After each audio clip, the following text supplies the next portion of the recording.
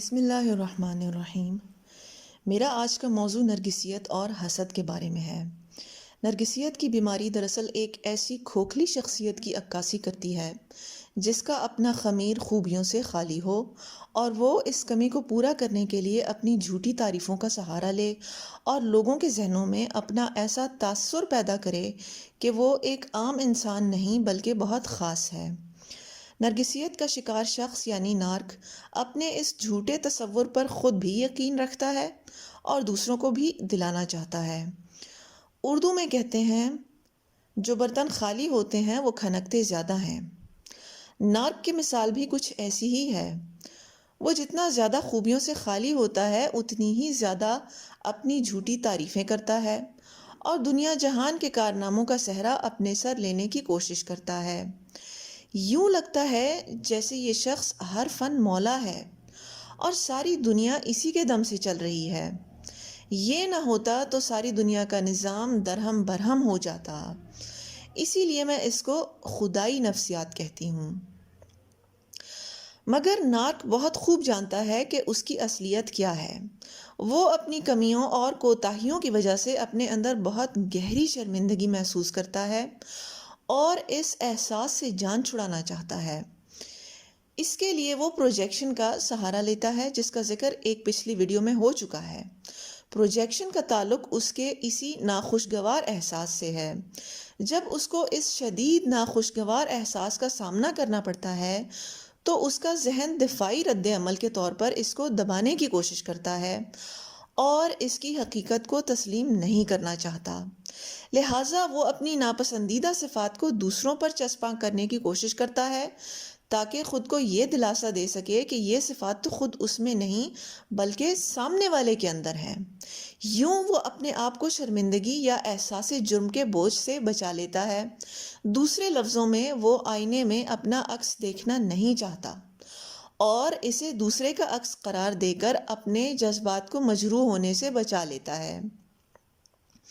آپ کی خوبیاں اور کامیابیاں اس کے حسد کا سبب بنتی ہیں، لہٰذا وہ ان کو ایک طرح سے آپ سے چھین کر اپنے نام کرنا چاہتا ہے۔ آپ اس کے اس حسد سے بے خبر اپنی دھن میں مگن رہتے ہیں اور اپنی زندگی کے دائرۂ کار میں خوش رہتے ہیں کہ اچانک آپ کو اس کی طرف سے سازشوں کا سامنا کرنا پڑ جاتا ہے۔ آپ کو اس کی وجہ سمجھ میں نہیں آتی۔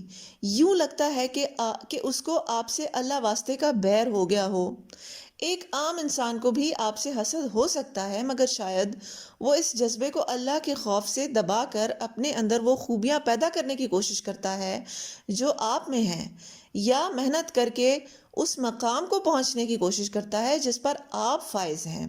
مگر ایک نارک چونکہ ذہنی اور روحانی طور پر ایک بیمار انسان ہوتا ہے، اس لیے وہ آپ سے آپ کا مقام ہر صورت چھین لینا چاہتا ہے۔ اس کے لیے وہ تمام حربے اپناتا ہے اور اس وقت تک دم نہیں لیتا جب تک آپ سے وہ نعمتیں چھین نہ لے۔ اس کا حسد آپ کو صاف دکھائی دیتا ہے مگر آپ کے ارد گرد کے لوگ شاید آپ کی اس بات سے اتفاق نہ کریں، کیونکہ نارک جھوٹا پروپیگنڈا کرنے کا عادی ہوتا ہے اور اپنے ارد گرد اپنے چیلے چانٹوں کو جمع کیے رہتا ہے۔ اپنے اس حسد کا اظہار وہ بہت سے طریقوں سے کرتا ہے۔ سب سے نچلے درجے میں تو وہ آپ کی خوبیوں اور کامیابیوں پر برا منہ بناتا ہے اور ان کو چھوٹا ثابت کرنے کی کوشش کرتا ہے، جیسے یہ تو کوئی بڑی بات ہی نہیں بلکہ وہ خود یا کوئی اور آپ سے کہیں درجے بہتر ہیں۔ آپ کے ساتھ بلا وجہ مقابلہ کرتا ہے۔ اگر خود نہیں کر سکتا تو دوسروں کا آپ سے مقابلہ کرواتا ہے، مگر آپ کو آپ کے مقام سے گرا کر ہی دم لیتا ہے۔ دوسرے درجے میں وہ اس سے بڑھ کر آپ کی خوشی کو چھیننے کی کوشش کرتا ہے۔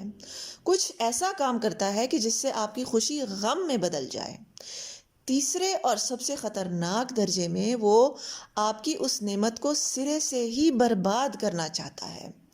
مثلاً آپ کو غلط مشورے دے کر آپ کو گمراہ کر دے گا، یا آپ کے بارے میں پروپیگنڈا کر کے آپ کی عزت خراب کرے گا، یا آپ کے کام میں روڑے اٹکائے گا، یا خود آپ کے کام میں اس بری طرح سے ٹانگ اڑائے گا کہ آپ کا بنا بنایا کام بگڑ جائے۔ بہر صورت آپ سے آپ کی نعمت چھیننے کے درپے ہو جائے گا، کیونکہ اس کے بیمار ذہن کے مطابق یہ نعمت غلطی سے آپ کو مل گئی تھی، ورنہ اصل میں تو وہ خود اس کا حقدار تھا۔ اس حسد کا علاج تو خوف خدا ہے، مگر ناک چونکہ خود خدائی نفسیات رکھتا ہے، اس لیے اس سے اس چیز کی امید نہیں کی جا سکتی، چاہے بظاہر وہ بہت مذہبی ہی کیوں نہ نظر آتا ہو۔ لہٰذا اس سے بدلنے کی غلط امیدیں لگانے کے بجائے اگر ہم خود احتیاط کر لیں تو زیادہ بہتر ہوگا۔ ہمیں چاہیے کہ ہم اپنے آپ کو اس کے سامنے بہت عاجز ظاہر کریں، اپنی کوئی تعریف نہ کریں اور نہ ہی اپنی خوبیوں اور کامیابیوں کا ذکر کریں، بس اپنے آپ کو ایک اوسط سطح کا انسان ظاہر کریں۔ اگر وہ ہمیں نیچا دکھا کر اپنی برتری جتائے تو اس کو اس کی ذہنی بیماری سمجھ کر نظر انداز کر دیں اور اپنا دفاع نہ کریں، بلکہ اس بات کو جانے دیں۔ اپنی ذاتی زندگی کی کوئی معلومات اس کو نہ دیں، خاص کر اپنے منصوبوں کی اس کو کوئی خبر نہ دیں، کیونکہ انہی معلومات کی بنیاد پر وہ ہمارے منصوبوں کو خراب کرے گا۔ بس اجنبیوں والا حساب رکھیں اس کے ساتھ۔ قرآن کی آخری 2 سورتوں سے اپنی اور اپنے پیاروں کی حفاظت کا بندوبست کریں۔ انشاءاللہ آپ حاسدوں کے شر سے محفوظ رہیں گے۔ امید ہے کہ آج کی ویڈیو سے آپ کی زندگی میں ایک بار پھر آسانیاں پیدا ہوئی ہوں گی۔ آپ کی توجہ کا شکریہ۔